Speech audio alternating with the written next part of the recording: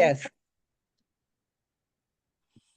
Good morning, good afternoon, good evening, everyone. It is an honor to welcome all of you to this special place today. My name is Samira. I am the regional coordinator for URI multi-region, and my job is to work with incredible grassroots groups around the world and support their incredible interfaith action that they do. Special thanks to our cooperation circle, who actually gave the initiative for this wonderful gathering called Love Your Neighbor Cooperation Circle. And we have many of their members with us here today, and I will turn the word back to them after this brief introduction. Welcome to this URI space. URI stands for United Religions Initiative, and it is a network that gathers organizations and individuals who do incredible work on enduring daily interfaith cooperation, ending religiously motivated violence, and creating cultures of peace, justice, and healing.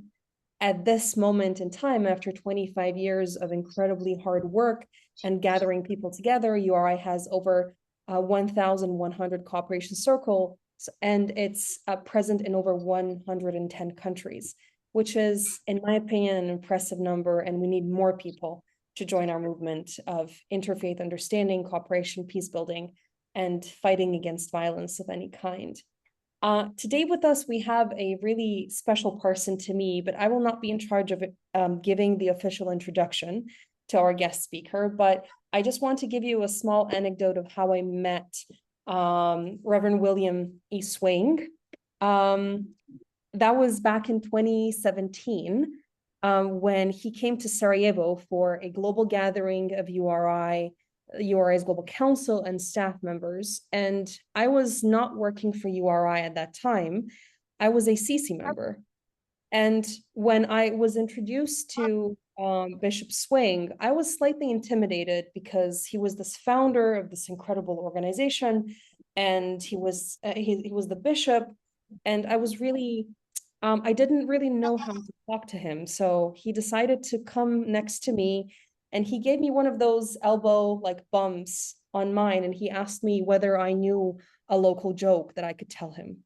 That's how he decided to break the ice. And I still remember that moment, and I'm incredibly grateful for your vision and the opportunity to bring your vision to so many cooperation circles through the work that I do today with URI. And in a few days, I will be with URI as a staff member for a full 5 years, and I can tell you it has been an honor.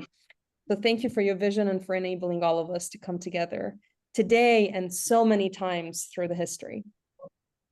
I would like to give the mic to Carol Woolman. Carol is the coordinator of Love Your Neighbor Cooperation Circle that has been with URI for a few years now. And I am incredibly honored to be able to spend this time with you, Carol, and other members of your CC and other members of the URI network.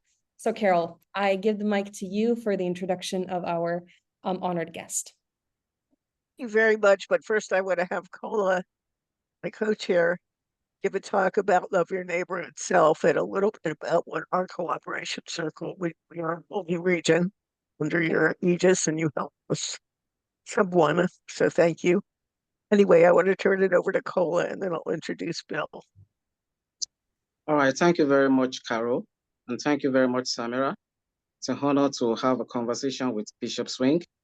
So my name is Kola Wole Olani. I'm from Nigeria, and I'm the co-chair of the Love Your Neighbor Cooperation Circle, which is within the United Religions Initiatives.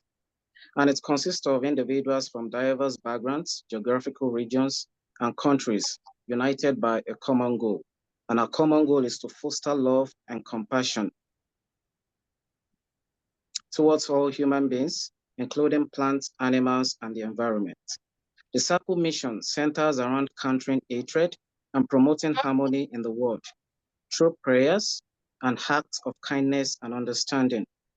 Members of the Love Your Neighbor Cooperation Circle gather regularly via Zoom on Fridays to connect, share experiences, and collaborate on various projects aimed at fulfilling our mission. The Zoom meeting serves as a platform for fostering a sense of community and solidarity among members, despite their geographical distances and diverse backgrounds. I should also add that our cooperation circle is currently working on a plan to make a channel that can promote fundraising efforts for other cooperation circles within the United Religions initiatives. Thank you very much. I yield the floor back to Carol Woolman for the introduction of Bishop Swing. Well, I am so honored that Bishop Swing has agreed to talk to the whole of URI using our Operation Circle as a platform. I can't say enough about what a great man, what a wonderful religious leader Bishop Swing has been. He was the Archbishop of California at many honorary degrees. He worked very hard on the main things that were bothering California, which were AIDS, the AIDS epidemic, which hit very hard, and homelessness, which is still a big problem. The vision that it took to found URI to overcome strife by way of overcoming the barriers between religions is just phenomenal. It's amazing. And he worked with some of the outstanding political leaders at the time with the idea of preventing nuclear war. That was foremost in their minds when they started. And he also started Voices for a Nuclear-Free Future, which is still a very active group and holds a nuclear prayer day on Hiroshima Day every year. So again, I'm very honored that Bishop Swing is here today, and well, I'm going to turn the floor over to you now. Great, thank you so much. And welcome, everybody. It's great to see old friends here, and great to see new friends, and great to see faces of names that I see regularly on the computer. I'm going to talk about my new book entitled God and Nuclear Weapons. I'll tell you about how it all started. I didn't plan to write a book about that. I planned to write a book about the Gospel of St. Mark and the book of Acts, and going back to biblical studies. And I was holding on to that for about 2 years. And then I gave a couple of talks on nuclear disarmament. And I thought, well, wait a minute. What if I took all the biblical story and the nuclear weapons and put them together?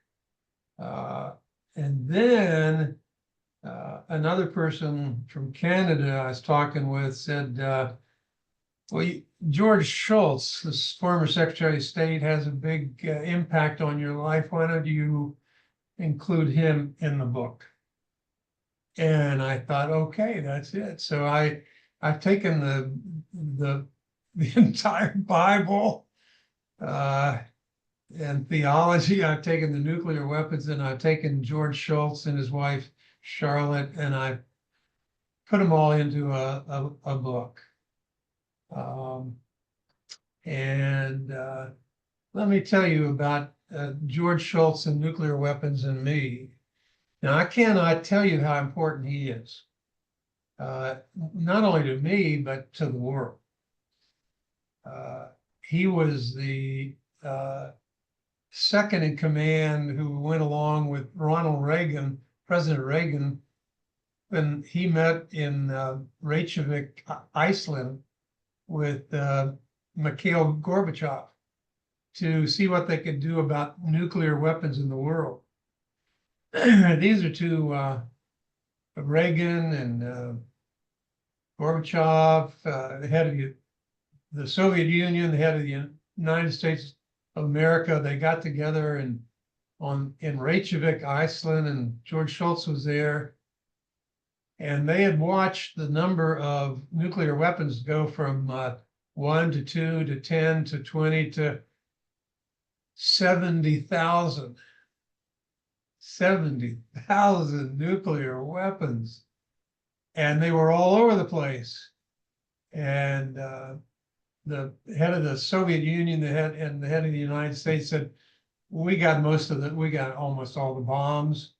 We're gonna blow the world up. We've got to do something about it.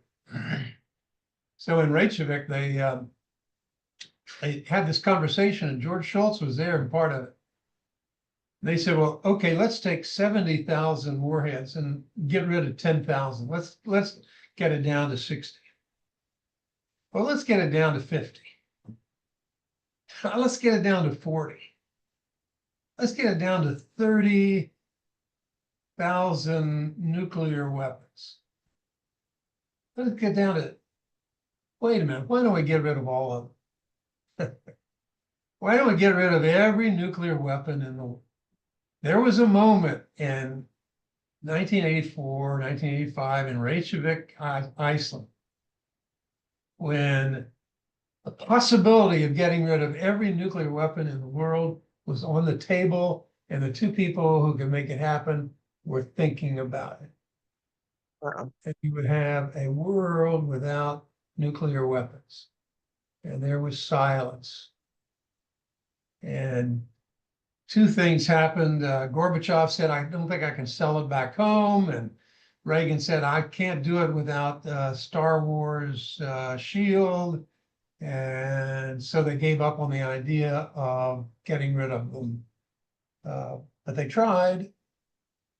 And because of their efforts when they went home, we did go from 70 to 60 to 50 to 40 to 30 to 20. And now there are only 13,000 nuclear warheads in the world. So if anybody says we're not making any progress, we're making progress.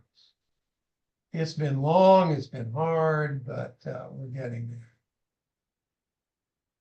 So here's a guy, George Shultz, Secretary of State, Secretary of Treasury, Secretary of everything in the United States, a very important man. He calls me up and he says, Bill, come on down to Stanford University. I'm bringing all the experts of nuclear weapons together. We're going to have Russians there. We're going to have scientists there. We're going to have military people there. We're going to have everything, writers, etc. So all the people who knew about nuclear weapons in great detail were down on the floor in a circle, and up in the balcony, I was up there with a couple of people who didn't know anything. And we were just taking notes like crazy for 2 days. I didn't even know what they were talking about most of the time. And after 2 days, George looked up in the balcony, and they were all ready to go home. And George looked up in the balcony, looked at me, and he said, "Hey, Bill, what do you think?" What do I think? What do I don't even know the terms you're talking about. But he stunned me by that question. Bill, what do you think about nuclear weapons? And that's the question. That is the question. I gave an answer, and then I went home and thought, gee, I wish I'd have said this or that, the other. And I thought, okay, someday I'll write a book and I'll put in the book, Dear George, this is my answer. Well, this book right here is my answer to George Shultz. I start every chapter by saying, Dear George, I married George and Charlotte. I buried George and Charlotte. I buried George in Western Massachusetts. I buried Charlotte in the San Francisco Bay. I put her ashes under the Golden Gate Bridge. I knew him well, loved him deeply.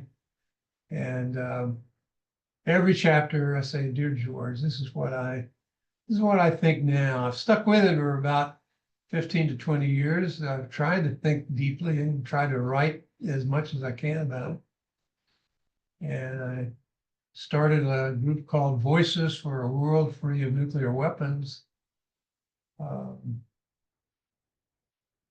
One of the very interesting things about Voices for a World Free of Nuclear Weapons is that George helped me start it. He said, I'll tell you what, I'll get the former Secretary of Defense.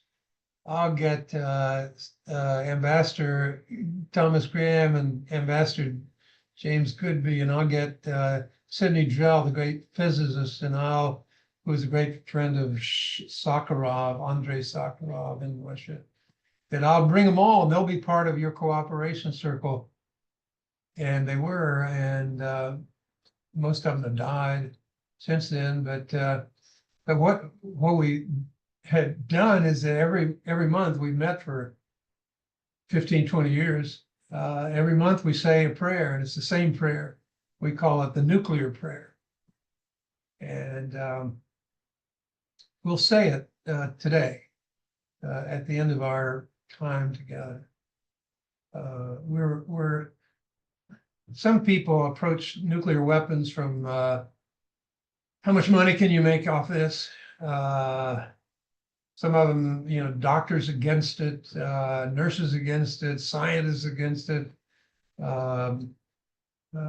military for it. There are a zillion ways to look at nuclear weapons, but we try to do it from a spiritual perspective to say,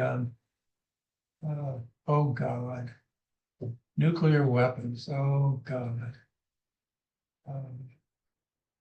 It's so consequential, so beyond human beings' ability to make it all work.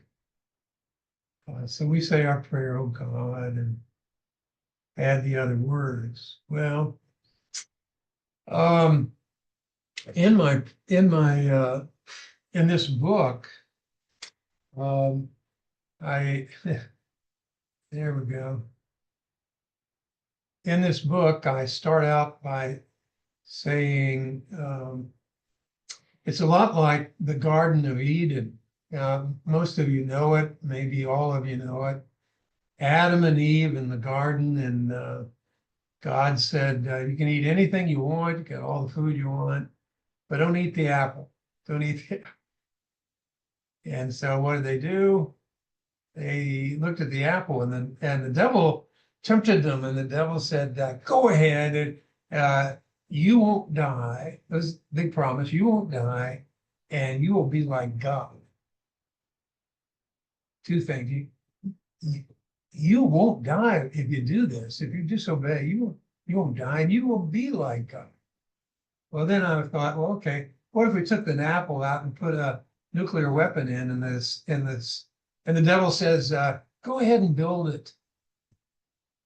Go ahead and use it. You will not die, and you will have so much power, you will be like God. And that's the temptation.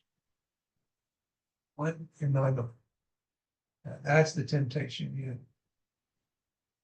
You go from the creation story, and then you go to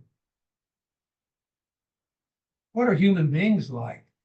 If we're going to put nuclear weapons in the hands of human beings, what are human beings? What are they? So then I go to in this book, I go to the story of Noah, where human beings made so many awful decisions and had such bad values that the Creator was going to just wipe them out.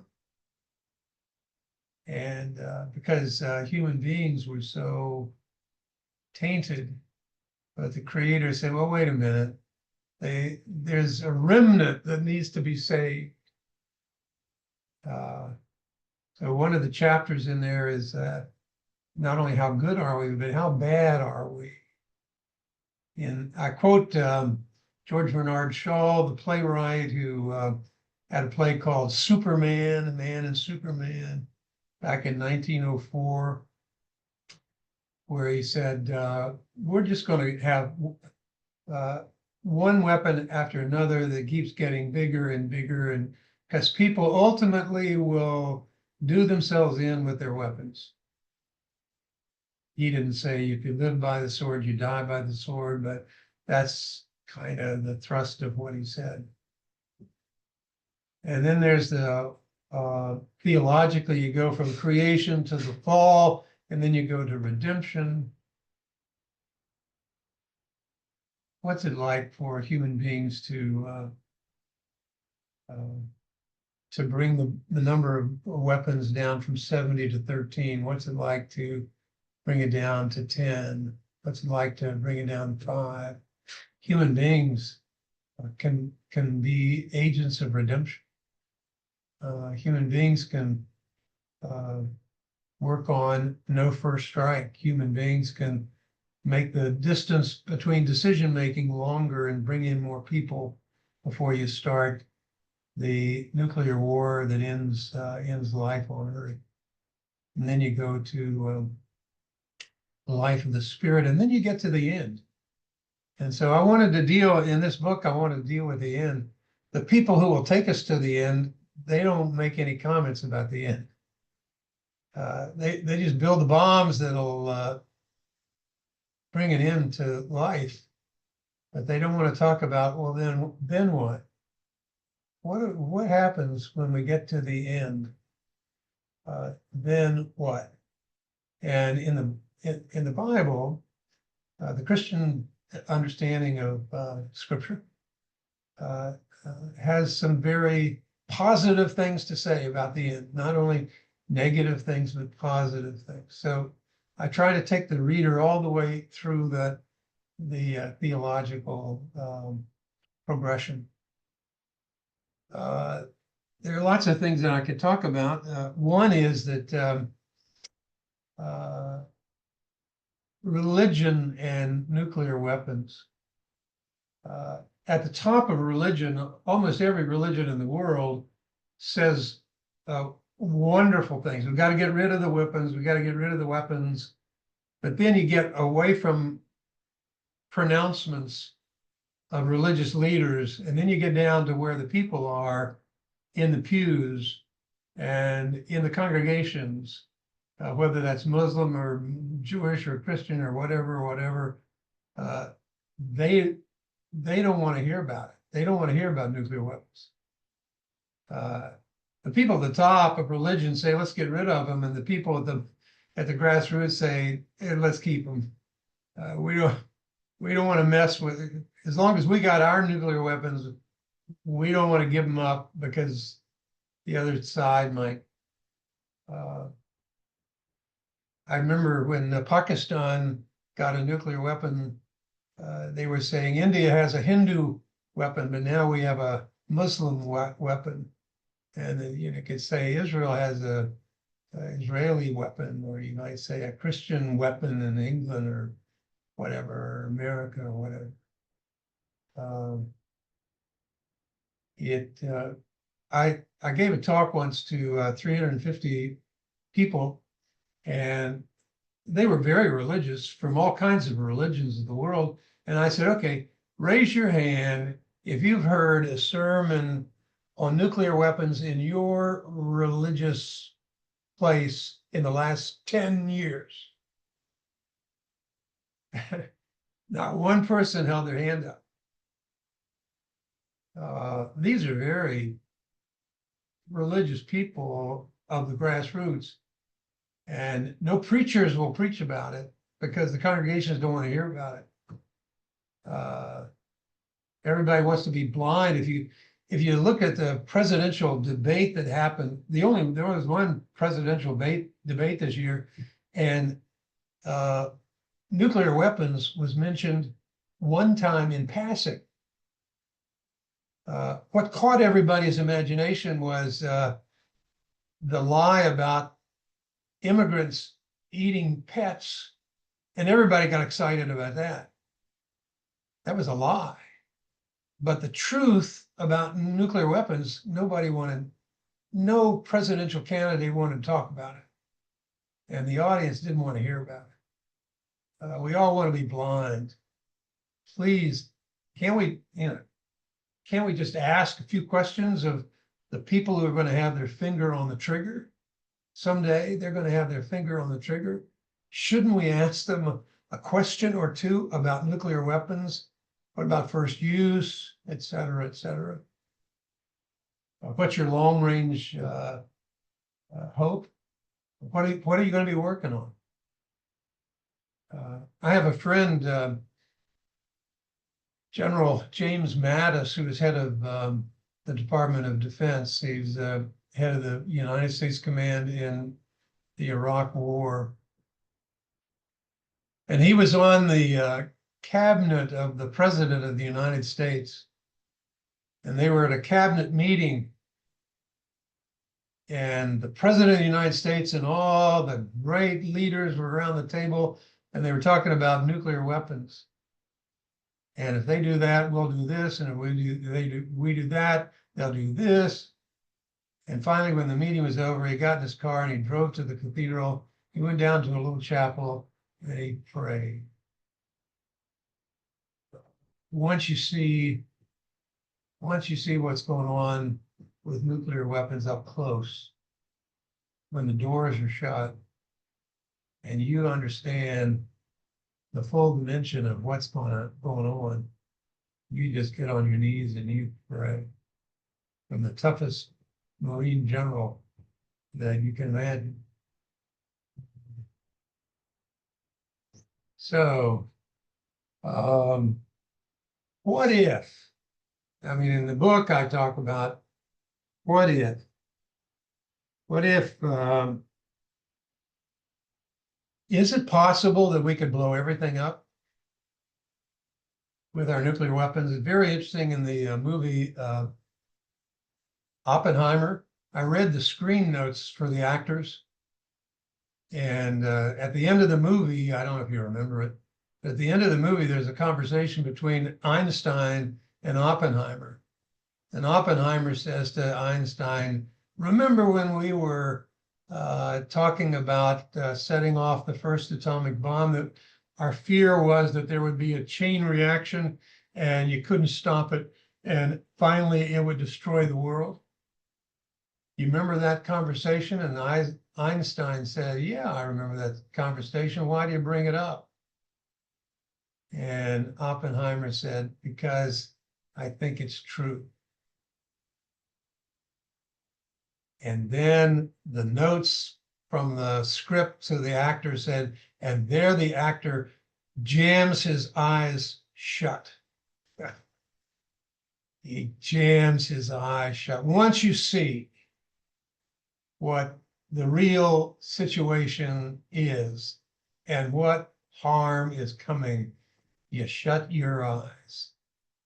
We got a blind bunch of people running for president. We got a blind bunch of voters, and we got a blind world that doesn't want to face up to nuclear weapons. They're not there. We don't have conversations about it. There's a study about extinctions, and the thesis in the book that I read was there have been 5 extinctions where most of the species in the world died because of something. And one extinction killed 50% of the species, one extinction killed 75% of the species, one 80%, one 90%. You remember the dinosaurs?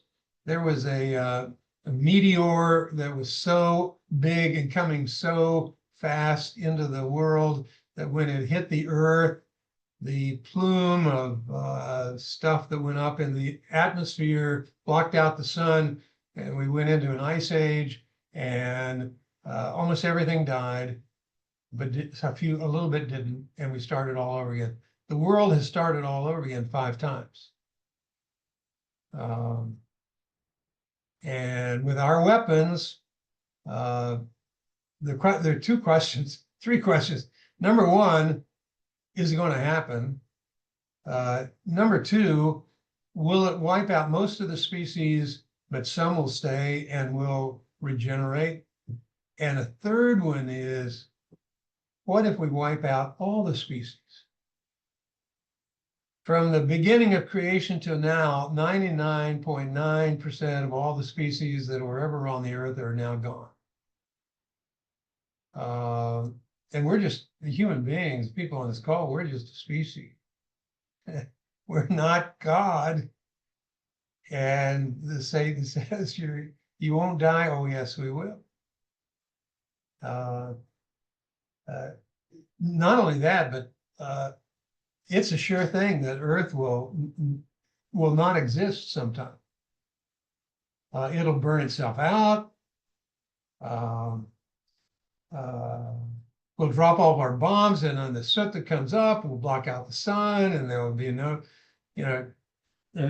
for instance, how many people, they run studies on how many people would die if we set off nuclear weapons between Russia and America. Within 24 hours, 360 million people will be dead. Within a couple of months, 5 billion people will die because the soot will go up, block the sun, go into ice age, no food, et cetera, et cetera. So there's another possibility, and that is that 2 summers ago, we watched a star eat a planet.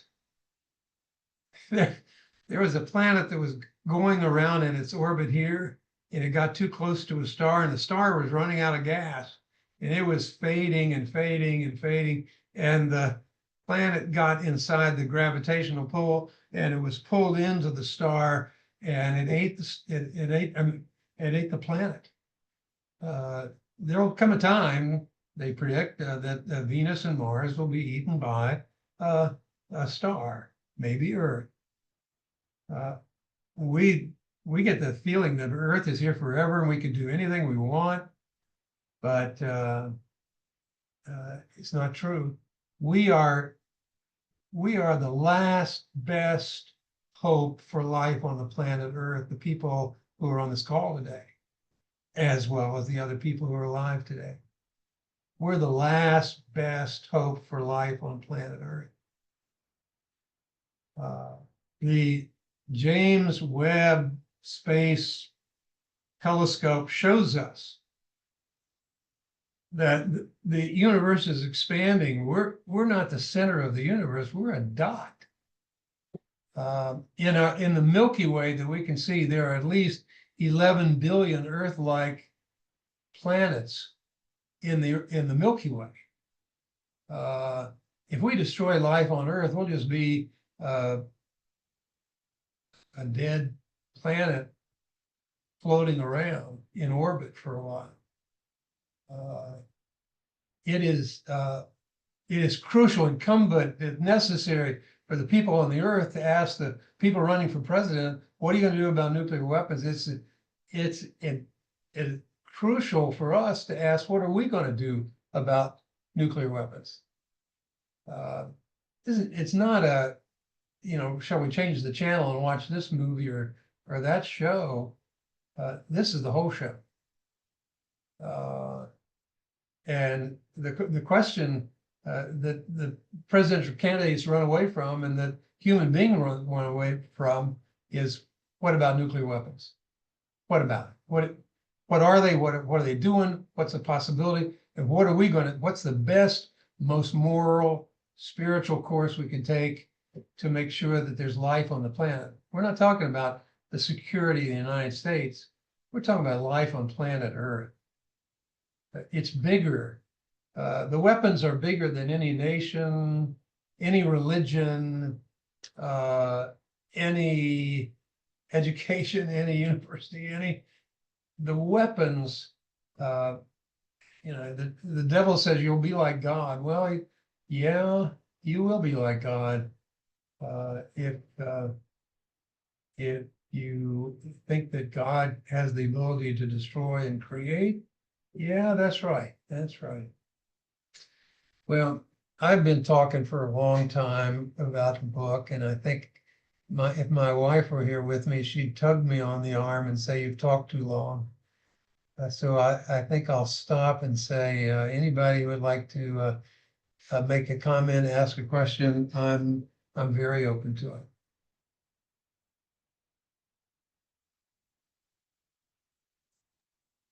Well, so much. I do invite everyone. This has been just incredibly insightful and inspiring.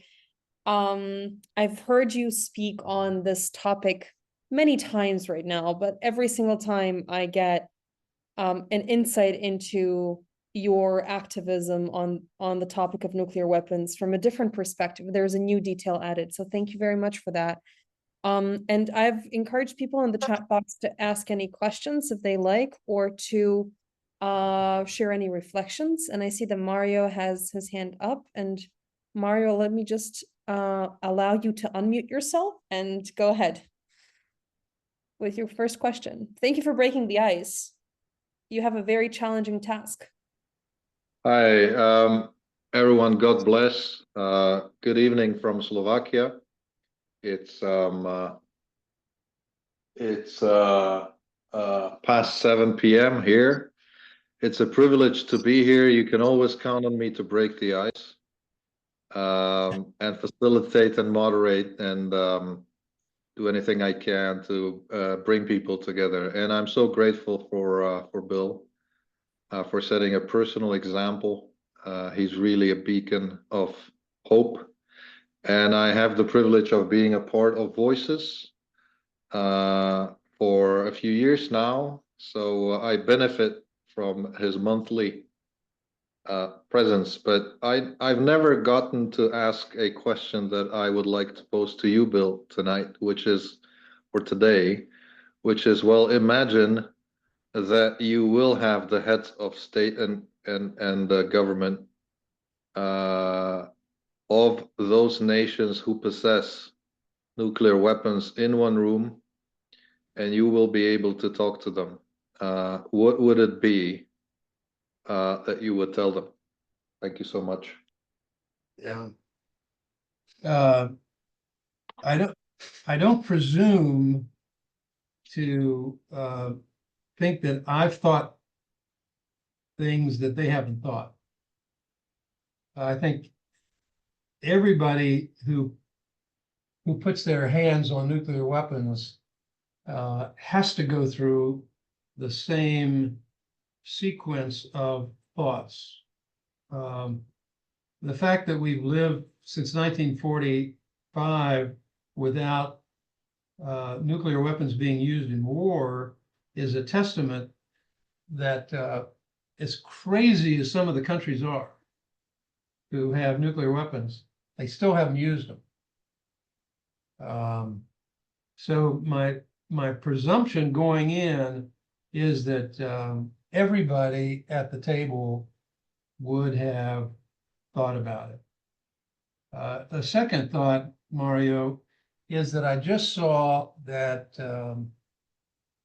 Russia reached out to China, America, Great Britain, and France to say the five of us need to get together now because the nuclear threat coming out of Ukraine is so heightened at this point that we need to develop some parameters around the five of us. So I think there's, I see that as an ounce of sensible thinking in the midst of absolute chaos. So what would I say? I would say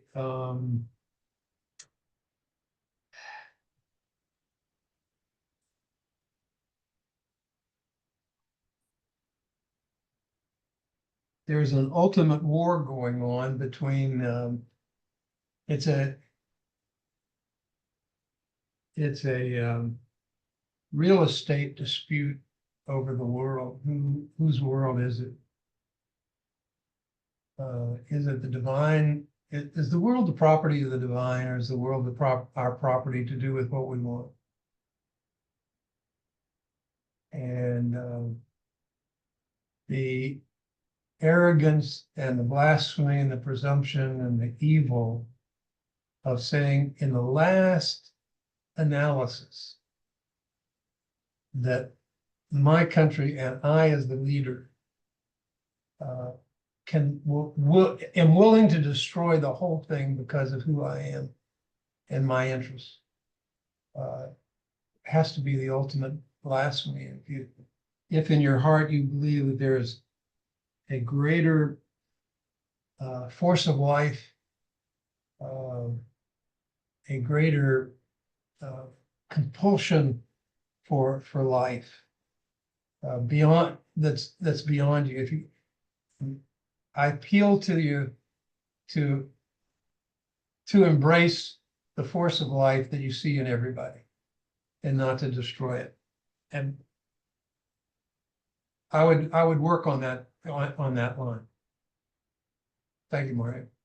And Carol, then Paul. Yeah.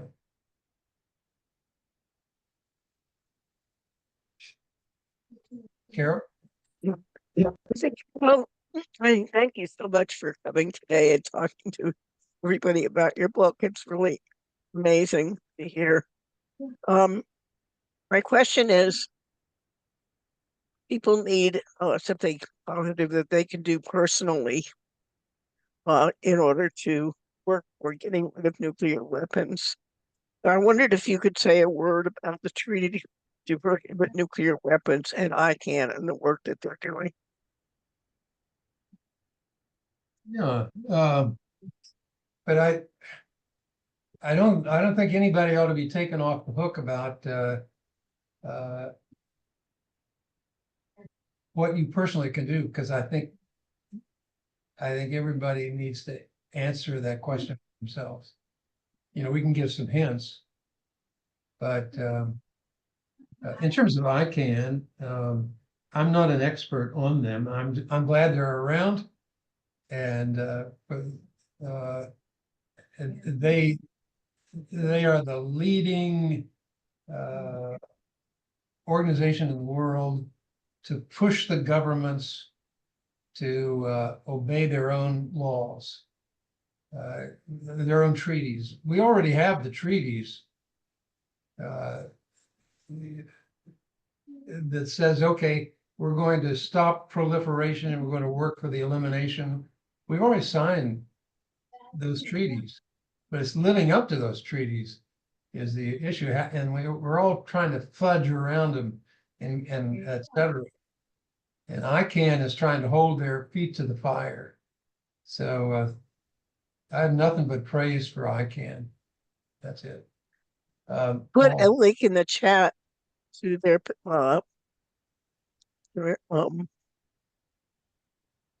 cities initiative so that anybody can ask their city to prohibit nuclear weapons to work on the treaties. Great. Thank you, Carol. Paul? It has been a great privilege to hear Bishop's words directly, and maybe the inspiration drawn from Bishop's voice and the efforts. We in South India, Kerala, Dr. Abraham and team have started 1 billion Youth for Peace to create an awareness among the young youths all over the world, with the hope that people will realize one day the destructive nature of the nuclear weapon, and maybe we can only hope and pray that the authorities will recognize and realize the danger of the whole species has been disappearing, as it has been mentioned. Equally, the planet also is in danger. That the realization of this, hopefully, people will understand, and the nuclear weapon will be destroyed. That is a hope we have for the survival of the planet we live in. And thank you so much for taking this initiative. And the words are certainly like prophecy from Bishop. And I am personally privileged to have to hear directly from bishops.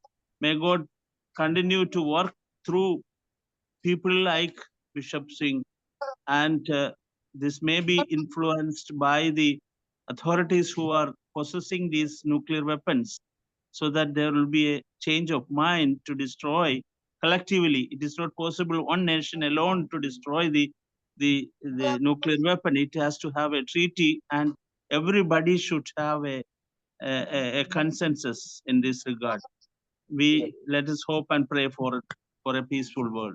Thanks a Thank you. lot. Thank you for Abraham Caricom's work there.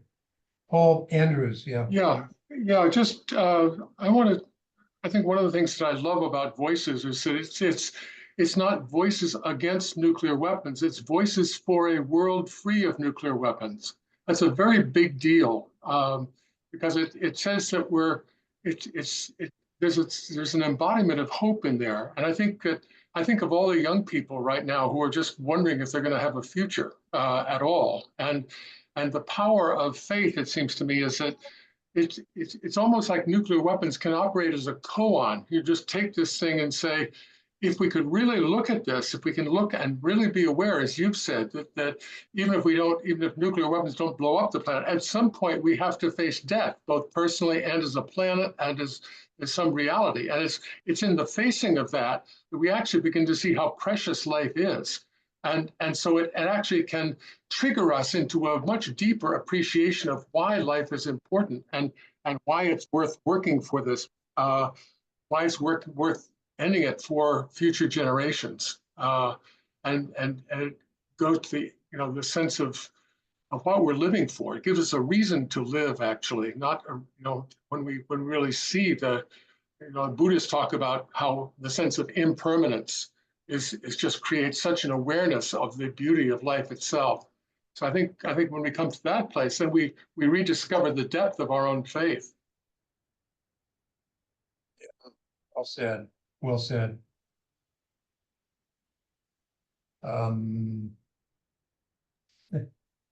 Samira.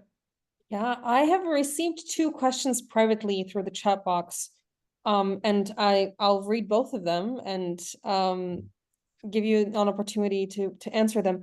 So one of our participants asked about your experience of working with other religious officials when it comes to this specific topic. And I guess the background is that they're asking about this because they would love for someone from their own faith background to offer such inspiration like you are offering to everyone. So what has been your experience of working with other religious officials from either Christianity or other faiths?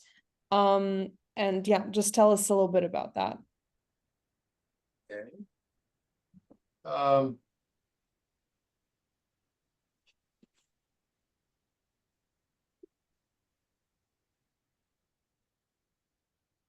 The first thing that comes to mind is in the Roman Catholic Church, I've met with the House of Bishops Committee on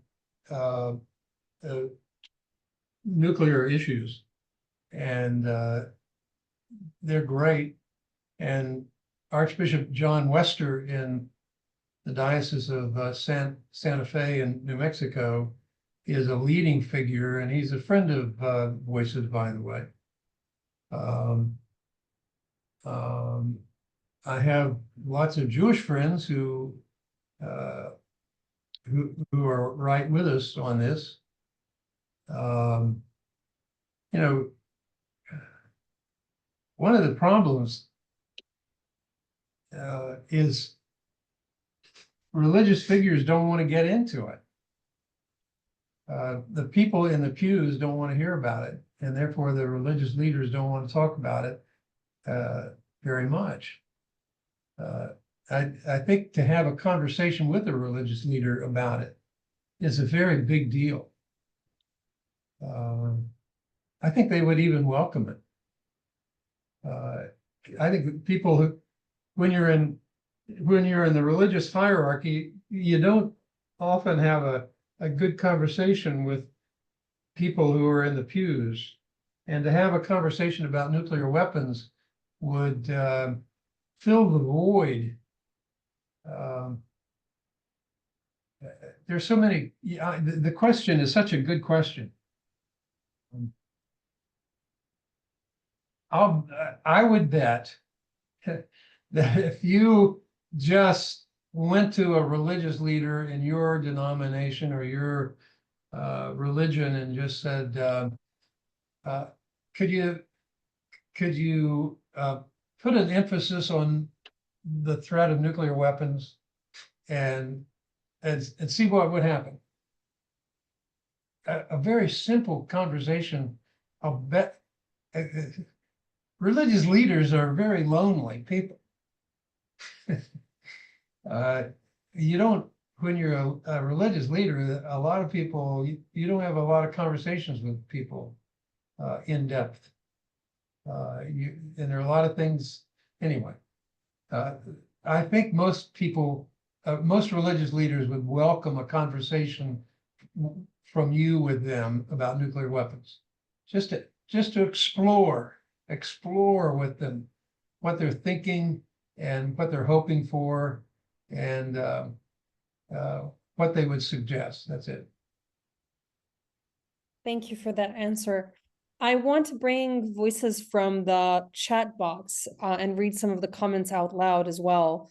There was a comment from Ambassador Musi Hailu that there is a strong need to form a coalition of citizens of the world from the four corners of the earth to address elimination of existential threat of nuclear weapons. And NOA from Venezuela says, greetings to all from Venezuela. I am grateful for having Bishop Swing, a leader of this important work. Latin America is being for years adding our prayers to the nuclear disarmament, and the bridge of Monica with the bridge of Monica Willard. Our youth for this year organized sort of share their thoughts and send a video message. You inspire us, dear Bishop Swing. Love to you and Mary. Do we have any other questions that we would like to bring into this space at this moment? Any comments from the chat box you feel like I've skipped?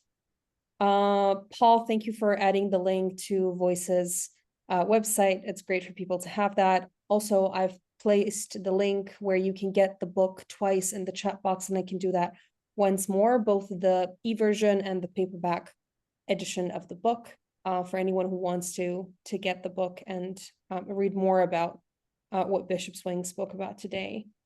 So I'm offering space for one more question. Monica, go ahead. First, I want to thank you, Bishop Swing, for addressing this group and meeting so many new people that have been connected to Voices by praying with us and joining us in prayer. I thank everyone for that. Bill's book does have the chapter on what you can do from all of the different, if you're a politician, if you are a local citizen, if you are a person of faith, it is in the book. But I also can't encourage you enough to join with Voices now to start planning for Nuclear Prayer Day in 2025. This will be the 80th anniversary of that first bomb dropped on Hiroshima in 1945. 80 years is enough. We've been safe, but there's nothing that's going to guarantee that in the future. And you can start by showing a movie like Oppenheimer, like The Man Who Saved the World, or there's some other resources, The Day After, to look at the situation with nuclear weapons. My real question is really for all of us. How can we leave today with a commitment in our heart to make a personal difference in our community? And that's the question that I ask, because one answer would be to start planning for Nuclear Prayer Day. And as you say the prayer with us today, I just want to share that on the International Day of Peace in Hiroshima, Japan, Pato Batten sang the entire song, including the prayer when he got down on his knees, to a concert in Hiroshima. We used it again the next day with Musi Hailu, with other people from Unity Earth, and in Japanese, to say the nuclear prayer. It is a beautiful prayer. So I hope you will all join us in saying the prayer today and take the various segments into your heart. Thank you, Monica. Thank you so much. Nicholas, I see your hand is up. We do have a few more minutes, so I invite you to make your comment or question now. Yeah. Hello. Yes, go ahead, Nicholas. No, I'm Victor. Actually, Nicholas shared a link with me because I didn't register. What really come to my mind about the whole nuclear issues and the issue we're facing around the world is that globally, individually, by group, and globally we have a blind spot. Everybody believes that what they are doing in the world is right. In terms of fear, they have a fear. And that is why we continue to see ourselves in the kind of condition we find ourselves. Because, for instance, the United States of America believe that they are defending themselves. Japan, our country, Liberia, which I come from, we believe that we're defending ourselves. And there is a blind spot we have. And I want to use this space that in the days of the prayer, we really have to emphasize on the blind spot, the blind spot that is pushing us backward not to go forward. People are doing their own thing at the detriment of the citizens of the world. Anybody get out and do anything simply because they want to protect themselves, they want to prioritize their interests, which is detrimental to the survivability of the entire earth. So based on that, I think we can create a awareness in the context of peace building to be able to tell the world that this what you're doing is not right. And we see this and we see you see different things on the other side because they see different things on the other side, but we see positive things. So we that see the positive thing, I think we got to tell them that what they are doing is wrong. That's why I want to make that comment. Thank you so much.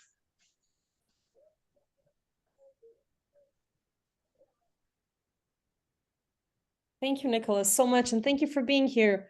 Truly, some of our leaders are doing things to not for our benefit, as you rightfully stated. Ambassador Musi is not able to speak, so he's asking me to read another comment from the chat box, which says, Bishop Swing, thank you so much for the book you wrote on God and nuclear weapons. Thanks to Monica, I read the book and found it very insightful and useful as a member of Voices for a World Free of Nuclear Weapons, a URI Cooperation Circle. God bless you. Okay, thank you. You're welcome. Carol, I know that you would like to have the nuclear prayer as the closing of our gathering, and I'm wondering who would like to read the nuclear prayer before we wrap up today's session. Bishop, do you have any? Would you like to read it? Sure. So I will put it on the screen for everyone to see so that everyone can follow. And thank you for delivering the prayer for all of us. Okay. And Carol, thank you for originating this, and Samira for doing this. You're wonderful. Thank you. Cola has done a lot of the work also. Okay. A nuclear prayer. Let us pray. The beginning and the end are in your hands, O Creator of the universe. And in our hands, you have placed the fate of this planet. We who are tested by having both creative and destructive power in our free will, turn to you in sober fear and in intoxicating hope. We ask for your guidance and to share in your imagination in our deliberations about the use of nuclear force. Help us to lift the fog of atomic darkness that hovers so pervasively over our Earth, your Earth, so that soon all eyes may see life magnified by your pure light. Bless all of us who wait today for your presence and who dedicate ourselves to achieve your intended peace and rightful equilibrium on earth.